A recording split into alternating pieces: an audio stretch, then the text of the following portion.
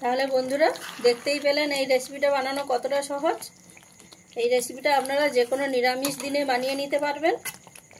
খেতে কিন্তু খুবই ভালো লাগে, গরম গরম ভাতের সাথে কিংবা পরোটার সাথে, রুটির সাথেও খেতে ভালো লাগবে।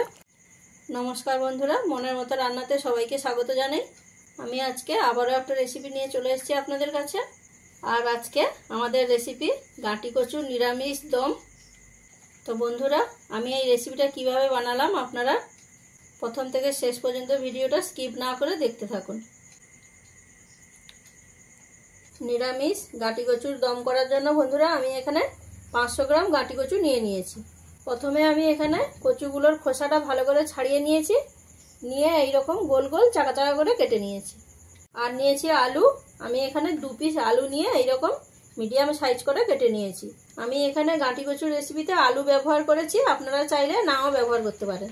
এবারে একটা মশলার পেস্ট করে নেব। তার জন্য একটা মিক্সির জার নিয়ে নিয়েছি, তাতে দিয়ে দিচ্ছি 1 ইঞ্চি পরিমাণ আদা কুচি, 4 পিস কাঁচা লঙ্কা, আর তার সাথে দিচ্ছি 1 পিস টমেটো কুচি দিয়ে এবারে জল ছাড়াই ভালো করে একটা পেস্ট করে নেব। কচু আর আলুগুলোকে কিছু সময় আমি ভাপিয়ে নেব। তার জন্য কড়াইতে জল দিয়ে বসিয়ে দিয়েছি। দেখুন জলটা ফুটে উঠেছে। দিয়ে দিচ্ছি পরিমাণ মতন লবণ, দিয়ে দিচ্ছি কেটে রাখা গাঁটি কচুগুলো, তার সাথে দিচ্ছি কেটে রাখা আলুগুলো, দিয়ে ভালো করে মিশিয়ে দেব।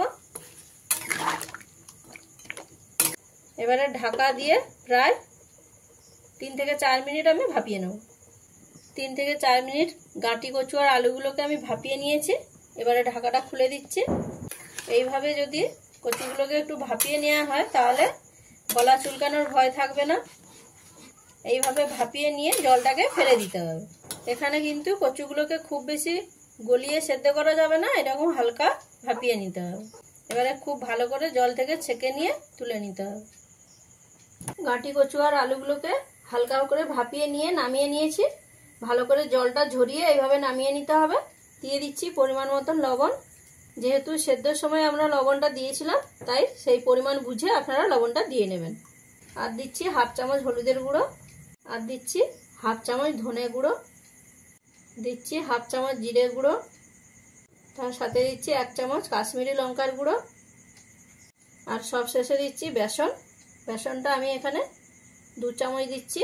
আপনারা আপনাদের আলু আর কচুর পরিমাণ বুঝে আপনারা বেসনটা দিয়ে নেবেন। এবারে খুব ভালো করে মেখে নিতে হবে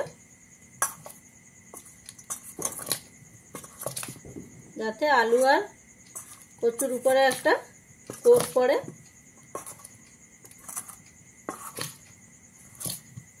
দেখুন বন্ধুরা, আলু আর গাঁটি কচুগুলোকে ভালো করে মেখে নিয়েছি। দেখুন হালকা করে একটা কোট চলে এসছে। তো এবারে আমি 5 মিনিট রেস্টে রেখে দেবো। এবারে একটা মশলা তৈরি করে নেব। তার জন্য দেখুন একটা বাটিতে আমি 2 চামচ টক দই নিয়ে ভালো করে ফেটিয়ে নিয়েছি।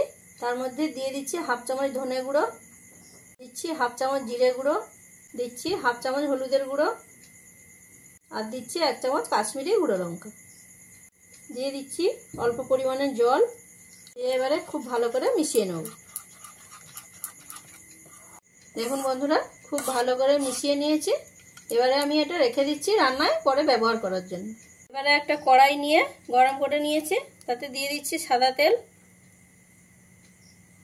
তেলটাকে এখানে খুব ভালো করে গরম করে নিতে হবে। বন্ধুরা, তেলটা ভালোভাবে গরম হয়ে গেছে, ধোঁয়া উঠতে শুরু করে দিয়েছে। এবারে তেলটাকে কড়াইয়ের চারিদিকে লাগিয়ে দেবো। কড়াইয়ের চারিদিকে তেলটাকে লাগানো হয়ে গেছে। এবারে এর মধ্যে দিয়ে দেবো গাঁটি কচু আর আলুগুলো। এখানে কচুগুলো দিয়ে সাথে সাথে কিন্তু নাড়াচাড়া করা যাবে না। 1 থেকে 1.5 মিনিট ভাজা হতে দিতে হবে। তারপরে 1 থেকে 1.5 মিনিট পরে নাড়াচাড়া করে ভেজে নিতে হবে।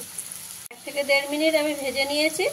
এবারে কচুগুলোকে উল্টে পাল্টে প্রায় 3 থেকে 4 মিনিট মতো উল্টে পাল্টে ভেজে নিতে হবে। একটু লাল লাল করেই ভেজে নিতে হবে। গ্যাসের ফ্লেমটাকে এই সময় আপনারা অতি অবশ্যই মিডিয়াম ফ্লেমে রাখবেন, হাই ফ্লেমে কিন্তু দেবেন না। 3 থেকে 4 মিনিট মতন আমি কচু আর আলুগুলোকে ভেজে নিয়েছি মিডিয়াম ফ্লেমে রেখে। তো এবারে আলু আর কচুগুলোকে আমি নামিয়ে দিচ্ছি। এইভাবে একই পদ্ধতিতে বাকি কচুগুলো আমি ভেজে নেব। গ্যাসের ফ্লেমটাকে মিডিয়ামে রেখে এই কচুগুলোকেও আমি খুব ভালো করে ভেজে নিয়েছি। এইভাবে মশলা মাখিয়ে গাঁটি কচুগুলোকে ভেজে নিলে কি হবে, গাঁটি কচুর মধ্যে যে একটা পিচ্ছিল ভাব থাকে সেইটা থাকবে না, আর কচুগুলো খেতেও খুবই ভালো লাগবে। এই কচুগুলো আমার ভাজা হয়ে গেছে, আমি এবারে নামিয়ে দিচ্ছি। এবারে ওই তেলের মধ্যে দিয়ে দিচ্ছি ফোড়নে একটা শুকনো লঙ্কা, দিচ্ছি হাফ চামচ গোটা জিরে, চামচ বেসন। বেসনটাকেও খুব ভালো করে ভাজা ভাজা করে নিতে হবে। দেখুন বন্ধুরা, বেসনটাও ভাজা হয়ে গেছে। এবারে এখানে দিয়ে দিচ্ছি কিছুটা পরিমাণে চিনি। চিনিটা দিয়েও খুব ভালো করে ভেজে নিতে হবে। চিনিটাও ভালোভাবে গলে গেছে। এবারে এখানে দিয়ে দেবো টমেটোর পেস্ট। টমেটোর পেস্টটা দিয়ে 1 থেকে 2 মিনিট ভালো করে কষিয়ে নিতে হবে। গ্যাসের ফ্লেমটাকে এখানে অতি অবশ্যই মিডিয়ামে রাখবেন, দিয়ে মশলাটাকে কষিয়ে নেবেন। 1 থেকে 2 মিনিট মশলাটাকে ভালো করে কষিয়ে নিয়েছি। দেখুন আস্তে আস্তে তেল ছাড়তে শুরু করে দিয়েছে, আর টমেটোর কাঁচা গন্ধটাও চলে গেছে। এবারে গ্যাসের ফ্লেমটাকে একদম লোতে করে দিয়েছি। দিয়ে এবারে এর মধ্যে দিয়ে দেবো সেই মশলা, তার সাথে দিয়ে দিচ্ছি বাটি ধোয়া অল্প পরিমাণে জল। দিয়ে এবারে মশলাটাকে খুব ভালো করে মিশিয়ে নিতে হবে। দিয়ে দিচ্ছি পরিমাণ মতন লবণ। দেখুন দইয়ের মিশ্রণটা খুব ভালো করে মিশিয়ে নিয়েছি। এবারে গ্যাসের ফ্লেমটাকে মিডিয়ামে করে দেবো, করে দিয়ে ভালো করে কষিয়ে নেব। যেহেতু এখানে দইটা দেয়া আছে, তাই যখন দইয়ের এই ঝোলটা দেবেন তখন কিন্তু অতি অবশ্যই গ্যাসের ফ্লেমটাকে লোতে করে দেবেন, নাহলে দইটা ফেটে যাওয়ার সম্ভাবনা থাকে। ঢাকা দিয়ে দেবো। ঢাকা দিয়ে আমি 2 থেকে 3 মিনিট রান্না করে নেব। 2 থেকে 3 মিনিট আমি রান্না করে নিয়েছি। এবারে ঢাকাটা খুলে দিচ্ছি।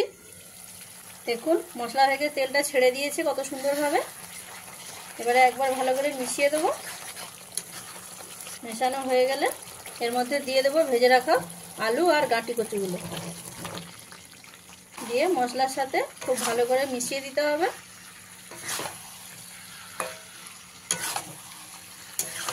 মশলার সাথে গাঁটি কচুগুলোকে খুব ভালো করে মিশিয়ে নিয়েছি। এবারে আমি এখানে দিয়ে দিচ্ছি পরিমাণ মতন গরম জল।